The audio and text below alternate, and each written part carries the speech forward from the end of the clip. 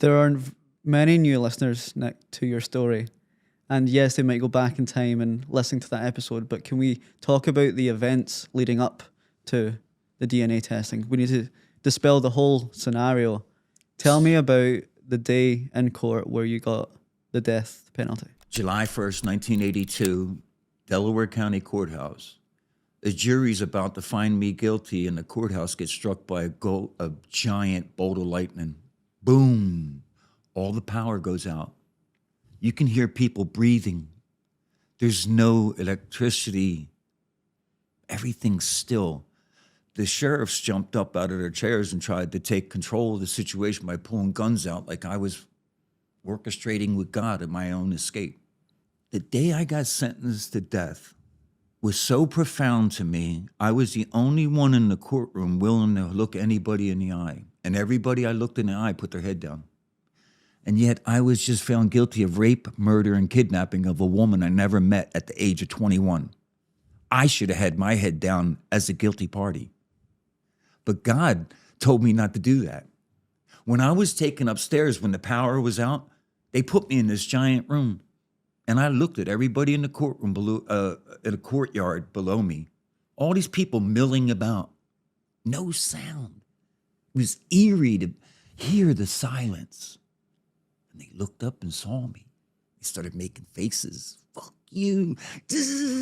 Hope you fry yours, you scumbag. I didn't say anything. But I swear to God, I heard this voice just as clear as day say, look them in the eye. So they take me in the courtroom. The judge hammers me 30 to 60 years plus the death penalty. The jury gives me the death penalty. He adds 60 years to it. So I start talking to him. I said, Your Honor, you know and I know I didn't commit this crime. I said, you want to know why? Look at you. You can't even look me in the face. You're about to sentence me to die. You can't even look me in the eye. He said, is that all you got to say? I know. I said, you can go to hell. And I had the courage. I didn't weep. I didn't do it, David. Why should I be broken? And that's what the message was. See, this is the craziest thing. Had that bolt of lightning not hit the courthouse, I wouldn't have thought this way. I was so angry that I didn't understand a lot of the language that was being used. I was embarrassed by my education. And then, boom, the lights go out. The power just seemed to be taken from them in that moment. Not just electrical, all of their power. I want to reflect on your first day in your prison cell. We spoke about today's social media, whereby people are relying on the validation from others online. How they are perceived online is how they perceive themselves. And in this instance, in 1981, you were convicted and labelled, much like people do on social media, as a rapist, murderer, who would probably shout from the cells that you are such thing. That was your reputation.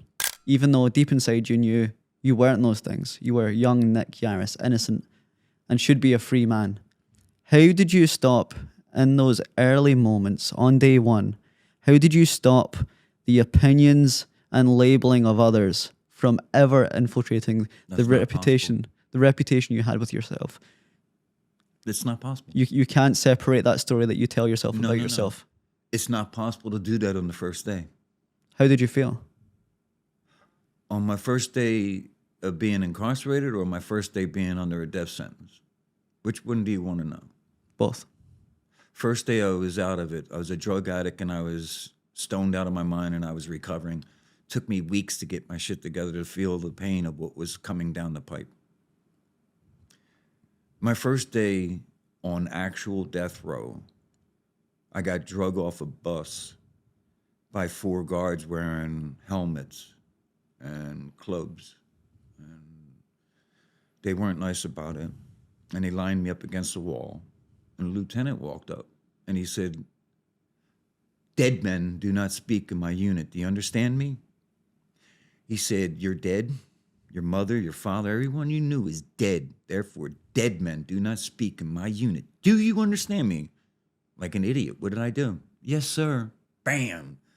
Popped me right in the mouth with the back of his hand. And he turned to his boys and said 30 seconds. Knew what that meant, right? He fed me to those guards for 30 seconds. Oak sticks. It's about 3 feet of oak with a leather handle so that it doesn't fly out of your hand. And they double hand it. And they're whipping on your legs. All the back of your legs, all the back of your buttocks, all your back. Don't leave no facial marks. But then I turned and fucked up. And they hit me in the head. So they throw me in a cell. I'm in the cell now, David, and I'm thinking, this is insane. They just told me I can't even speak in my cell. I can't even get up off the floor. The nurse comes by. Yarris, AM 6841. Can you stand up? I was like, oh, shit. So I wasn't going to talk. I deliberately decided I was going to make her look at me by not talking. You know what I mean? She was prepared for that. She said, you've been put into B block, and the following procedures are to be observed for you to see medical staff. You fill out a DC 136 request form asking to see a medical personnel, and you write out as best you can what your ailments are or your needs are. Do you understand? I wouldn't answer. The guard stepped up, knew the routine, and he said, inmate makes no reply. Kept calling me an inmate. About the fourth question in, she still didn't look at me. And they walked off together. And I realized I was being left there like a piece of meat. My face was bleeding.